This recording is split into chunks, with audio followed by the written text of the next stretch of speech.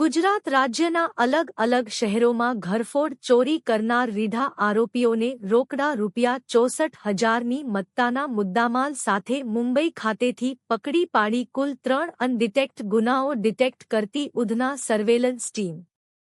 સુરત શહેરના police commissioner Shri Anupamsinh Gehlot સાહેબ તથા ખાસ police commissioner Shri Vabang Jamir sector 1 સાહેબ તથા નાયબ police commissioner Shri Bhagirath Gadhvi zone 2 સાહેબ તથા નાયબ police commissioner Shri Chirag Patel C division સાહેબ નાઓએ ઘરફોડ ચોરીના ગુનાના આરોપીઓને પકડી પાડવા જરૂરી સૂચના આપેલ।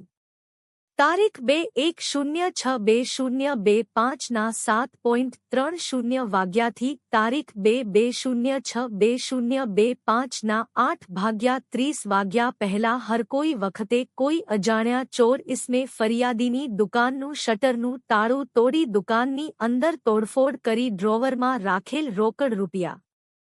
₹64,360ની મત્તાની ચોરી કરી નાસી ગયેલ હોય જે બાબતે ઉધના પોલીસ સ્ટેશનમાં ગુના ભારતીય ન્યાય સંહિતા 2023ની કલમ 3314305(a)32454 મુજબ ગુનો રજીસ્ટર કરવામાં આવેલ।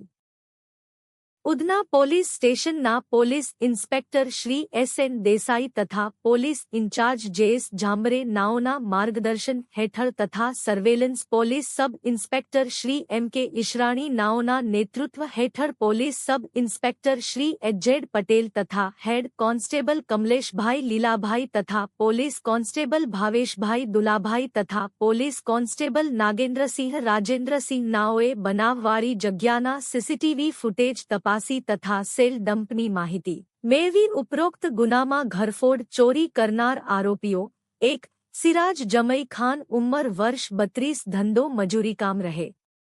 કમાટીપુરા થાના નાગપાડા મુંબઈ મહારાષ્ટ્ર મૂળ વતન બંગડી થાના ગિરન જિલ્લા સરાવસ્તી ઉત્તર પ્રદેશ તથા 2. મેરાજ નુરુદ્દીન ખાન ઉંમર વર્ષ 28 ધંધો મજૂરી કામ રહે ડોગરી થાના ડોંગરી મુંબઈ મહારાષ્ટ્ર મૂળ વતન બંગટી થાના ગિરન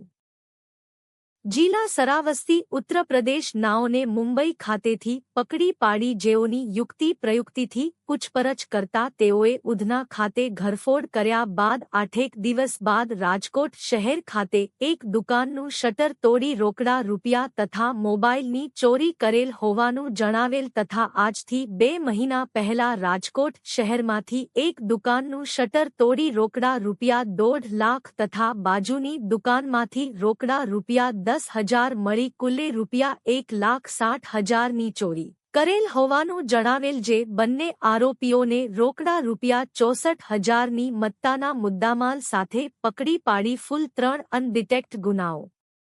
ડિટેક્ટ કરી ઉપરોક્ત પોલીસ કર્મચારીઓએ ખૂબ જ સારી અને પ્રશંસનીય કામગીરી કરેલ છે।